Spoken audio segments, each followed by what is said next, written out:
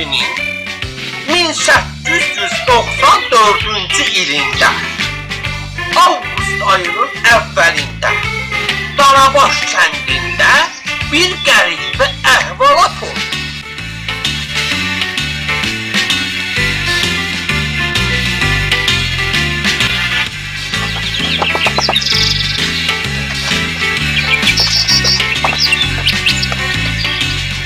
Ne lazımdı dadaş? Emir, Gazi ağanı görmeye gelmişim. İşim var.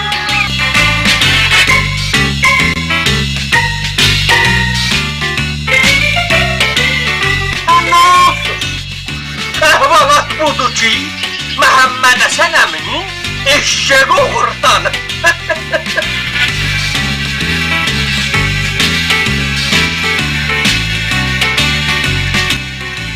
Gazi ağa, bir işimiz var.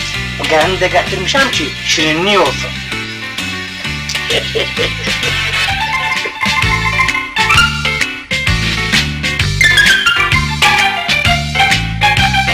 Ne olacak? Yekə kişisən.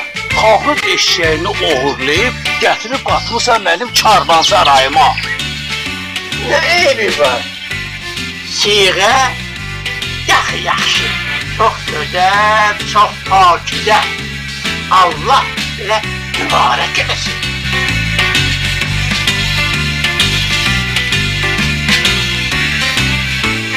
Kişi, deli olmamsan ki.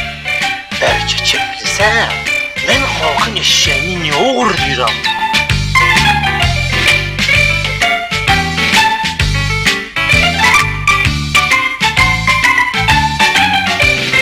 Xudayar bəy, Peyğəmbər haqqı məndə yoxdur. Ha, sənin başın neymə lazım? Özündə yoxdur, özgədə. Allah səni başda eləsin. Mənə, bax, bu lazımdır bu. Gərəz onu bilmirəm. Gərək nə olmalı olsa, onu tapıb verəsən.